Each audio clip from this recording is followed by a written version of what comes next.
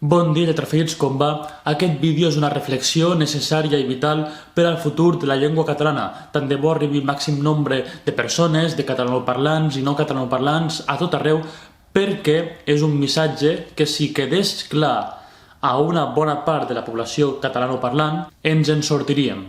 En canvi, si continuem com fins ara, si continuem fent veure que tenim una llengua infinita, immortal, que ha passat el franquisme i que per aquest mateix motiu no s'extingirà mai, si continuem creient-nos aquests contes de fades, anem malament, perquè les dades ho mostren d'una manera diàfana, d'una manera clara. No hi ha cap mena de dubte que el català d'aquí 10 anys, si continuen les dades així, arribarà a un punt irreversible que el conduirà a l'extinció. El català és una llengua molt antiga que té segles i segles d'existència, però que des de fa poc està sent bandejada per la llengua castellana a causa de les situacions polítiques. La llengua i el poder, la llengua i la política, la llengua i la força d'una nació té molta relació, està lligat. Per això la gent que em diu tractes temes polítics de vegades o parles sobre les relacions de poder en una societat. És clar que sí, perquè la llengua no es pot tractar com una essència que no té res a veure amb la societat de la qual forma part. Tal com he comentat, fa molts pocs anys que el castellà és la llengua majoritària dels països catalans. Si ens centrem en el cas de Catalunya, el castellà és la llengua majoritària des de principis dels 2000. O sigui que quan jo vaig néixer, l'any 1999, el català i el castellà estaven al 50% i una mica per sobre fins i tot el català i el castellà com a llengua d'ús habitual. Per tant, hi ha hagut una gran davallada perquè ara el català està al 36% al conjunt de Catalunya. I al conjunt, arreu dels països catalans, el català com a llengua habitual, que és el que ens interessa, la llengua que es fa servir, com a llengua habitual està al 32%. Per sota del 30%, la situació és molt difícil de revertir. Consegüentment, qui veient aquestes dades i comprovant aquests estudis oficials, filològics, continuï pensant que el català no desapareixerà mai, viu en un món de fantasia i en un món de ficció. És desagradable i dol que la llengua que tens desaparegui. I això ens passa a tots, no és agradable, no és un futur al qual vulguem arribar. I és normal que d'entrada tinguem com una classe de negació, de no, això no ens passarà, això el català, què coi, el català tota la vida existirà. Mentida.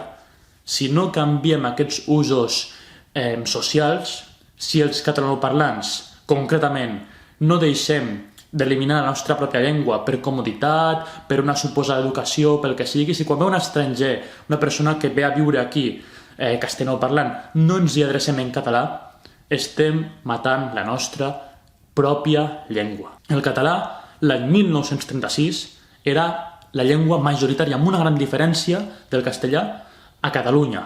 I a altres llocs dels països catalans també. El català era la llengua majoritària a Alacant. Ara el català a Alacant, ciutat, pràcticament ha desaparegut. Per tant, el franquisme ha desgastat molt la llengua, ha desgastat molt també l'autoestima dels parlants i té unes conseqüències que encara duren. Mongeos no saben escriure en català bé, no van tenir educació en català. Hi ha gent més jove que mongeos que tampoc va poder estudiar en català.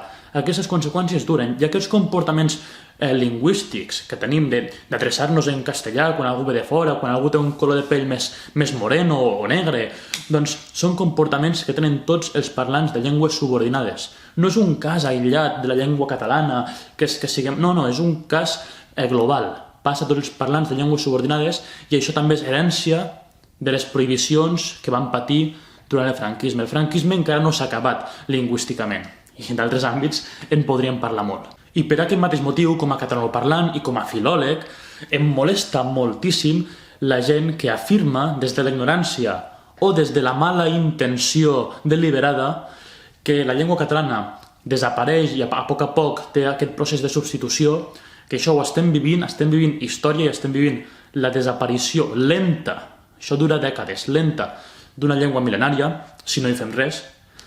I hi ha gent que comenta, com us estava dient, que això és fruit dels mateixos catalanoparlants que decideixen deixar de parlar la seva llengua, com si això passés perquè sí, com si les dictadures i les prohibicions i encara avui en dia pots anar a un jutjat perfectament i que el jutge no t'entengui en català.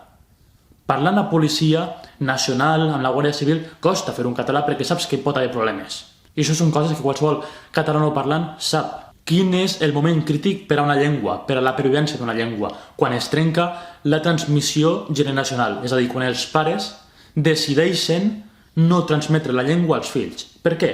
Perquè pensen que no els serà útil, perquè pensen que els provocarà problemes, perquè formaran part d'una identitat minoritària. Totes aquestes raons, facilitar la vida als fills des d'una concepció pràctica, és el que moltes vegades que es deixa transmetre una llengua subordinada, minoritzada. Això en general no ha passat a Catalunya encara, però sí que està passant en algunes zones de Catalunya, sí que està passant en alguns llocs concrets, també del País Valencià, de les Illes Balears, sobretot a les grans ciutats. Per exemple, a la ciutat de Barcelona, només el 19% del jovent fa servir la llengua catalana com a llengua habitual, entre ells, amb els amics, amb la família. La llengua habitual de la majoria de la gent jove que viu a Barcelona ciutat és el castellà. Només el 19% fa servir el català. Ningú pot dir que la llengua catalana no està en perill. Això ho hem d'acceptar i hem d'actuar en conseqüència. És a dir, com a individus tenim moments en què podem salvar la llengua i això és així, és un fet. Per exemple, quan anem a comprar pa, quan anem al metro, quan parlem amb les persones, fer servir sempre el català i fer-la necessària, malgrat que l'altra persona ens parli en castellà. Us endureu sorpreses, perquè hi ha molta gent que li és igual la llengua, hi ha molta gent que no té odi cap al català, simplement fa servir el castellà perquè és la seva llengua.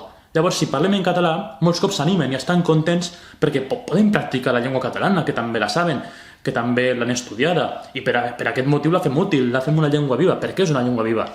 El que passa és que molts cops l'amaguem, com si fos una llengua d'estar per casa, com si fos una llengua de parlar amb la família, i només amb la gent gran de la família, fins i tot de vegades, i amb la parella parlem en castellà i amb els fills en castellà, que això ja comença a passar a Catalunya. Doncs no res, lletraferits, per acabar, vull recalcar això, que és molt important que parlem sempre en català, perquè no és un fet discriminatori, sinó que estem cuidant una llengua que està en perill de desaparèixer. Salut, força al Canut, em podeu donar el vostre suport a l'aixeta, subscriviu-vos, feu-me m'agrada el vídeo, compartiu-lo, és molt important que el compartiu, lògicament, i res, parleu sempre en català, amb tothom, a tot arreu i sense vergonya. Parla en català i així ajudaràs que al món hi hagi més diversitat lingüística i cuidaràs una llengua mil·lenària i pròpia d'aquesta zona, dels Països Catalans. Salut!